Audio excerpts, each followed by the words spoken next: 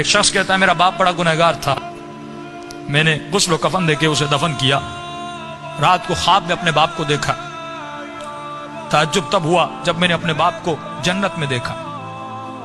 میں نے کہا بابا آپ تو بڑے گنہگار تھے، آپ تو بڑے خطاکار تھے، آپ جنت میں کیا کر رہے ہیں؟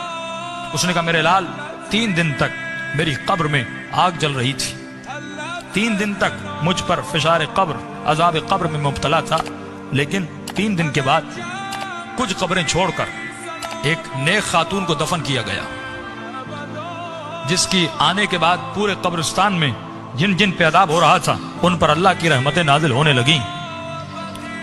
فرمایا نور برس رہا تھا۔ کہ بابا یہ کیسا نور تھا؟ کہ جیسے اس کو دفن کیا پہلی رات بھی، دوسری رات بھی، تیسری رات بھی اس کی قبر میں حسین ابن علی آتے تھے۔ فرمایا جب اس خاتون نے میرے عذاب کو دیکھا، فرمایا اس کے دل میں رحم پیدا ہوا، اور جب امام حسین اس کی قبر میں آئے تو اس نے کہا مولا مجھ پر تو رحمتیں ہیں، لیکن یہ بھی آپ کا چاہنے والا ہے، اس کی قبر میں عذاب ہو رہا ہے، میں چاہتی ہوں میری خاطر آپ اس کی شفاعت کر دیں۔ کہ اس وقت امام نے دعا کے لیے ہاتھوں کو بلند کیا، میرا عذاب ختم ہوا۔ کہ بابا وہ خاتون کون سی تھی؟ کہ اس کا نام یہ تھا، اس کے شوہر کا نام یہ ہے، فلاں محلے میں رہتی تھی۔ یہ نیند سے اٹھا، اس محلے میں گیا، اس شخص کا نام پوچھا کہ فلاں خاتون آپ کی زوجہ تھی؟ کہ ہاں۔ کہ اس کا کون سا ایسا عمل تھا؟ کیا وہ بہت زیادہ نمازی تھی؟ کہ نہیں، صرف واجبات پہ عمل کرتی تھی۔ کہ بہت زیادہ قرآن پڑھتی تھی؟ کہ نہیں، مختصر قرآن پڑھتی تھی۔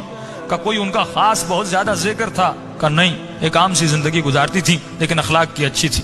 اس نے کہا اتنا پوچھ کیوں رہے ہو؟ اس نے سارا واقعہ بتایا کہ آپ کی زوجہ کی خاطر میرے باپ کی شفاعت ہو گئی، کوئی تو ایسا عمل ہوگا جس کی وجہ سے امام حسین اس کی قبر میں گئے۔ تو فرمایا ایک عمل تھا جو کثرت سے کیا کرتی تھی۔ کہ وہ کون سا عمل تھا؟ فرمایا روزانہ زیارت عاشورہ پڑھا کرتی تھی۔ یہ مقام اذکرونی اذکرکم ہے کہ ہمارے چاہنے والوں تم ہمیں یاد کرو، ہم تمہیں یاد کریں گے۔